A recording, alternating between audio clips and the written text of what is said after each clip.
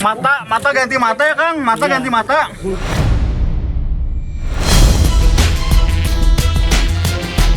Pemirsa Intens Investigasi.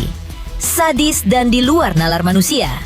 Kejutan terjadi saat gelar olah tempat kejadian perkara kasus dugaan penyekapan dan penganiayaan yang diduga dilakukan oleh tersangka Taufik Hidayat terhadap korbannya yang bernama Yuvita Tri Rezeki. Di momen itu, suasana haru bercampur amarah meledak di lokasi rekonstruksi. Saat Taufik Hidayat diminta untuk mengulangi kembali perbuatan kejamnya, keluarga korban yang hadir dan menyaksikan langsung tak kuasa menahan tangis dan amarah.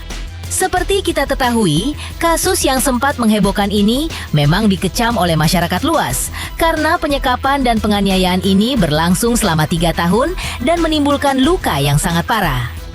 Lantas, bagaimana adegan demi adegan itu dipraktekkan kembali?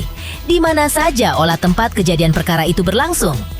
Bagaimana reaksi kemarahan dan rasa tidak percaya dari keluarga korban yang ikut menyaksikan gelaran olah tempat kejadian perkara ini?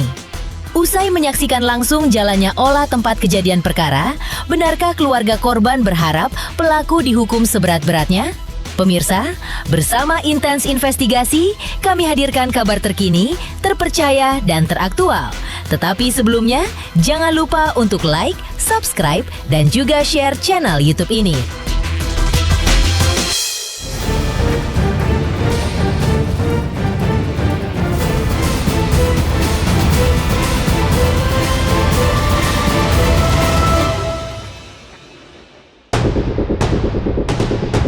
Pemirsa Intens Investigasi, sebuah babak baru dalam pengungkapan kasus dugaan penyekapan dan penganiayaan yang diduga dilakukan tersangka Taufik Hidayat dengan korbannya seorang wanita bernama Yuvita Tri Rezeki. Hari ini Polda Jawa Barat secara resmi menggelar proses rekonstruksi yang melibatkan pelaku utama Taufik Hidayat untuk mengulang kembali peristiwa penyekapan dan kekerasan yang diduga dilakukannya kepada korban selama kurun waktu hampir 3 tahun. Menurut informasi, untuk menutupi kejahatannya, pelaku diduga sering berpindah-pindah tempat tinggal di beberapa lokasi, seperti di kawasan Cicahum, Kiara Condong, Kota Bandung, yang kedua di Desa Cipurat, Kecamatan Cilengkrang, Kabupaten Bandung, dan yang terakhir di Desa Cinunuk, Kecamatan Cileunyi, Kabupaten Bandung. Seperti apa momen dramatis saat pelaku Taufik Hidayat mempraktekkan adegan demi adegan yang dilakukannya? Benarkah saat olah TKP ini tergambar betul tindakan biadab yang dilakukan tersangka Taufik Hidayat kepada korban Yuvita?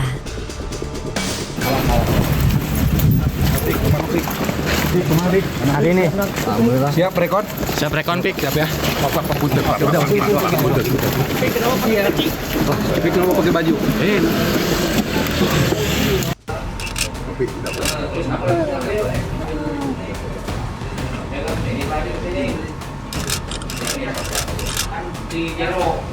Waduh, nggak bisa ya?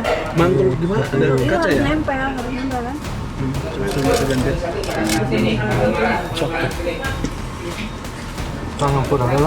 Apa?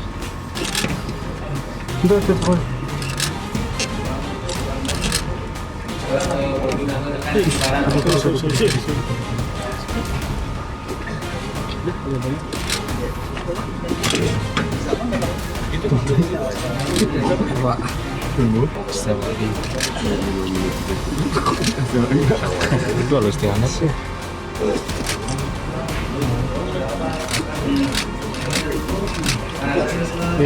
Oh, ketika Nggak mampu.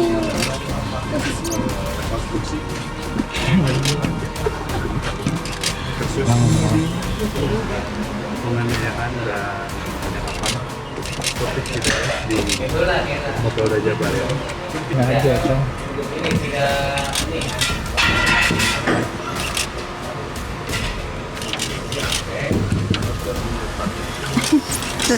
Ya kan dikit Pak, bener Pak. Itu kaca, itu kaca. Oh, siapin kaca. Udah cukup lah. Sok teteh maju. Sok. Oke lah, bentar aku keluar. Maaf ya, selanjutnya aku keluar. Dalam proses lanjutan kasus dugaan penyekapan dan penganiayaan ini, pihak keluarga pun ikut dilibatkan. Di sela-sela proses rekonstruksi inilah, sebuah momen yang sangat menyayat hati diperlihatkan oleh pihak keluarga. Mereka seolah tak menyangka wanita yang selama ini mereka sayangi itu diperlakukan keji oleh pelaku. Bang Afin tadi ketika melihat rekonstruksi seperti apa Kang? Maaf ya, Bu. Ada rasa emosi juga nggak sih Kang ketika melihat Usai proses olah TKP, keluarga pun menyampaikan rasa kecewa yang mendalam dan menuntut agar pelaku dijatuhi hukuman seberat-beratnya sebagai bentuk keadilan bagi Yuvita. Tadi kita sudah selesai melaksanakan rekonstruksi. Rekonstruksi ini dihadiri oleh Kejaksaan Tinggi Wilayah Jawa Barat. Di samping saya ada Pak Aspidum. Kemudian dihadiri oleh LPSK. Ibu Nur Her hadir di sini, kemudian dihadiri oleh seluruh para pihak yaitu dari pelapor, kemudian dari korban itu dihadiri oleh kuasanya dan tadi menggunakan saksi peran pengganti. Tadi gelar perkara, rekonstruksi sudah berjalan dengan baik, lancar dan alhamdulillah tidak ada penolakan dari tersangka dan tersangka mengakui semua perbuatannya di 6 TKP. Perlu dijelaskan rekan-rekan bahwa dari 6 TKP yang kami rekonstruksikan dan kita sudah sepakati bersama, yang kita rekonstruksikan adalah 3 TKP. TKP 3, 5, dan 6. Karena 3 TKP itulah yang menjadi sentral poin penting terjadinya penganiayaan dan penyekapan. Kalau TKP 1 dan 2 memang terjadi, 1 belum, yang kedua masih ya penganiayaan dengan tampak-tampak itu aja lah. Tapi mulai TKP 3, 5, dan 6 di situ mulai terjadi penganiayaan berat. Kalau TKP 3 itu sudah mulai terjadi penyekapan sampai TKP terakhir di TKP 6. Total tadi 21 adegan. Bu, ada rekonstruksi soal kekerasan seksualnya, Pak? Saat ini belum ada dan itu masih dalam proses. Tadi kita sudah diskusi bersama dengan Pak Jaksa dan LPSK dan di situ sudah kita ada kesepakatan bersama untuk kita tetap mendalami dan mencari bukti-bukti dan bila ada kita akan mempersangkakan penambahan pasal terhadap pelaku. Penganiayaan yang dilakukannya apa aja, Bu? Di antaranya yang memukul dengan helm, kemudian dengan ada kaki meja itu besi yang TKP terakhir, kemudian ada dengan golok, dan memang kan korban tidak terlampau mengingat ya karena ada kondisi buta, dia sih bilangnya dengan seperti benda tajam gitu, tapi dengan TKP yang kita temukan matching itu dengan meja yang ada kakinya besi. Jadi mukanya juga pakai tangan kosong dengan telapak tangan di pelipis itu dilakukan oleh pelaku kepada korban. Sebelumnya, fakta mencengangkan mencuat dari penjaga kos yang sempat mengantarkan korban ke rumah sakit dan diduga atas permintaan dari pelaku. Saat membawa korban ke rumah sakit, Taufik Hidayat justru berusaha menyembunyikan jati dirinya sebagai pacar dari korban Yuvita. Pas mengantar ke rumah sakit, jadi dia tuh minta bantuan suruh ngantar ke rumah sakit.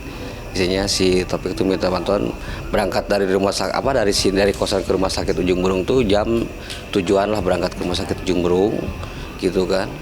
Habis itu nyampe UGD, yang anehnya tuh si Taufik tuh kan minta diantar, cuman yang harus namanya kan si Taufik harusnya sebagai suami, cuman yang jadi kejanggalannya tuh si Taufik itu nggak mau mengaku sebagai suami gitu kan, Mbak.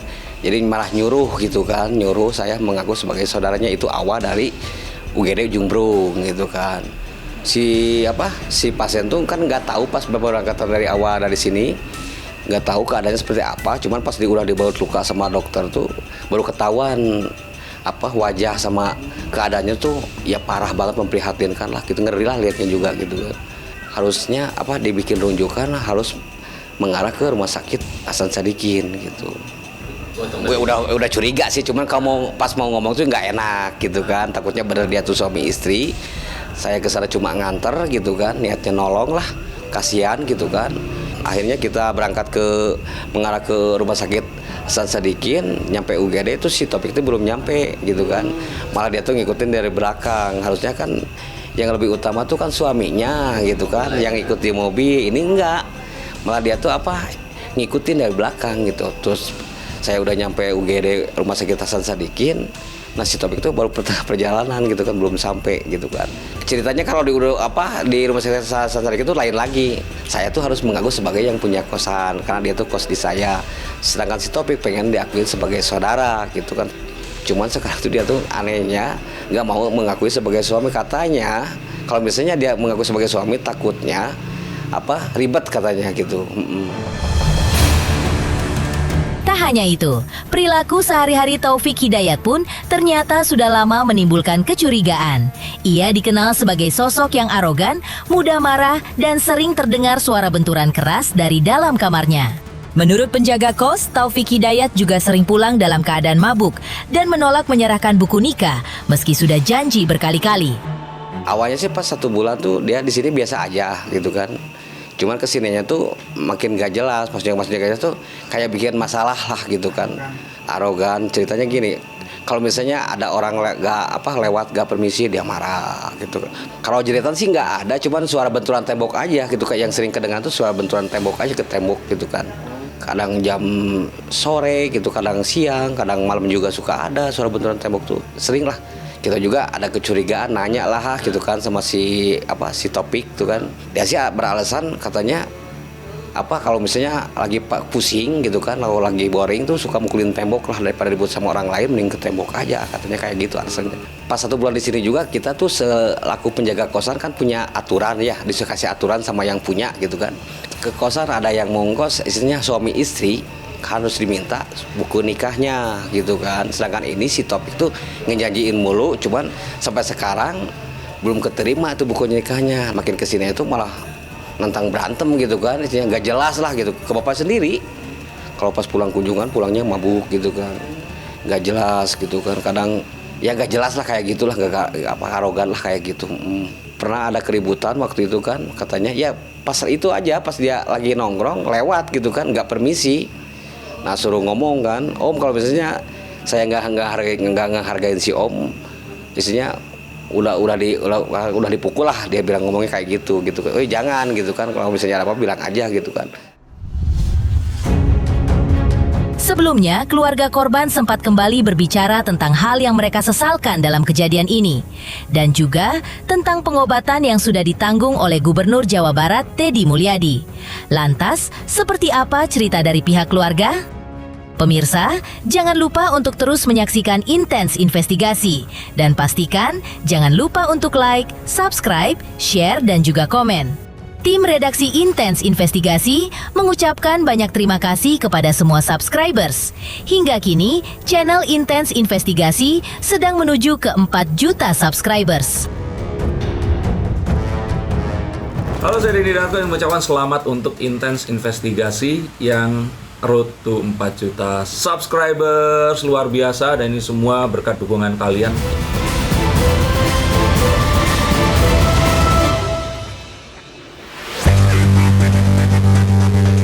Pemirsa Intens Investigasi, melihat semua kejadian yang terungkap, kakak Yuvita tak kuasa menahan rasa penyesalan yang mendalam.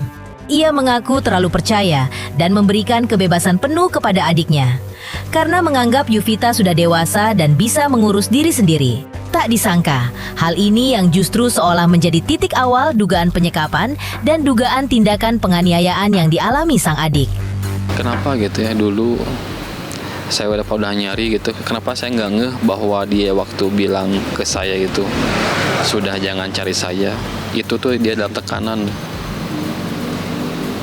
Kenapa saya nggak mikir yang enggak gitu? Saya selalu mikirnya tuh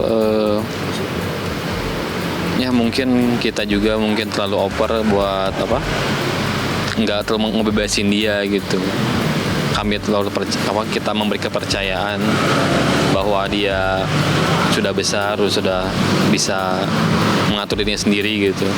Ya kenapa nggak gitu waktu dia teriak ke saya gitu, marah-marahin saya, padahal itu dalam ancaman pelaku, kondisi tertekan juga gitu. Di sosial media kan sempat diviralkan kan, sempat di-share dengan narasi bahwa pelaku itu membawa kabur adik kami gitu. Lalu ya gitu dia nggak datang maksudnya dia nelpon sorenya marah-marah. bahwa dia nggak mau dicari, katanya dia nggak hilang, dia ada. Sambil marah-marah, ya intinya dia tidak mau ada hubungan lagi dengan kami. Meski begitu, terdapat kabar yang sedikit meringankan beban keluarga, yaitu tentang kondisi Yuvita yang saat ini dikabarkan sudah berangsur membaik. Selain itu, keluarga juga bersyukur karena biaya pengobatan sudah ditanggung sepenuhnya oleh Gubernur Jawa Barat Kang Deddy Mulyadi dan Pemprov Jawa Barat. Alhamdulillah buat sekarang adik saya udah berangsur membaik ya. Sekarang itu kebetulan lagi terapi untuk bisa duduk, berjalan juga kalau sekarang. Untuk prepare ke depannya, tapi cuma belum dapat jadwal untuk operasi selanjutnya ya, kayak gitu. Alhamdulillah buat sekarang udah nggak perlu mikirin soal biaya ya. Alhamdulillah udah tanggung semua sama Pak Kadem dan Pemprov Jabar kayak gitu. Itu kemarin untuk masuk deposit tahap awal di rumah sakit udah masuk 1 M. Alhamdulillah itu banyak yang peduli, banyak yang bantuin juga sahabat-sahabat semuanya gitu kan. Sementara itu, beberapa waktu belakangan ini terdengar kabar yang menduga Taufik Hidayat sempat mendatangi kediaman Kang Deddy Mulyadi sebelum ditangkap. Menurut keluarga korban, hal ini diduga hanya untuk mencari pembelaan diri dan memutarbalikkan fakta. Kalau itu sih dari segi kita keluarga mungkin dia itu pengen dapat pembelaan, memutarbalikkan fakta apa ya, nyari pembelaan. Pengen ini dari POV-nya dia gitu, keterangan dari dia. Sebelumnya, Denny Sumargo sempat angkat bicara mengenai penangkapan pelaku Taufik Hidayat. Lantas, apa kata Denny Sumargo? Benarkah ia mengetahui korban lain yang diduga sempat mendapatkan kekerasan serupa seperti yang dialami Yuvita? Halo, saya Denny Darko yang mengucapkan selamat untuk Intens Investigasi yang road to 4 juta subscribers, luar biasa, dan ini semua berkat dukungan kalian.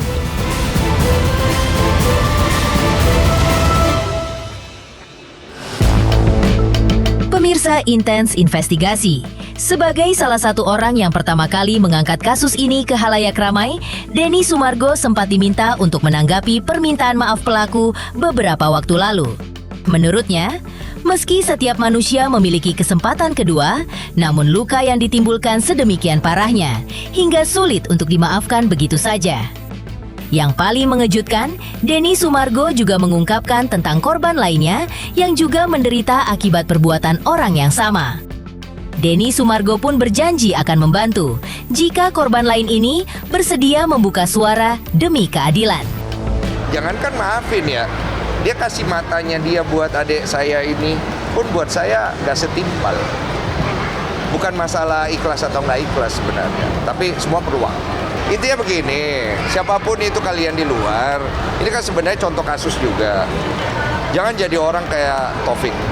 Dan untuk orang kayak Taufik, cepatlah bertobat segera mungkin. Karena tobatmu pun juga belum tentu bisa menyembuhkan hati keluarganya. Dan juga belum tentu bisa menyembuhkan luka si Vita. Tapi paling nggak, semoga Tuhan masih mau dengar doamu. Maaf ya, gue pas lihat fotonya kan, ini orang, maaf ya. Sebenarnya yang awal dari awal bukan gua, udah ada beberapa yang lain. Cuma memang kebetulan meledaknya di tempat gua. Terus dalam hati gua, aduh ini kalau dari podcast gua nggak ketangkep juga, gue yang tangkap sendiri di dalam hati gua. Ada satu kasus lagi, saya baru dihubungi. Jadi nggak tahu teman-teman udah tahu atau belum. Jadi ternyata ada korban, seorang wanita. Nantilah kalau jadi, mungkin kita up ke publik. Ini orang memang ternyata biadab ini orang. Soalnya tadi saya ada dihubungi. Saya bilang kalau memang mau bantuan untuk itu, monggo. Tapi kalau nggak mau juga kabarin aja. Demikian pemirsa, kabar terkini, terpercaya, dan teraktual yang kami hadirkan hari ini. Jangan lupa untuk terus menyaksikan Intens Investigasi. Dan pastikan, jangan lupa untuk like, subscribe, share, dan juga komen. Tim redaksi Intens Investigasi mengucapkan banyak terima kasih kepada semua subscribers. Hingga kini, channel Intens Investigasi sedang menuju ke 4 juta subscribers.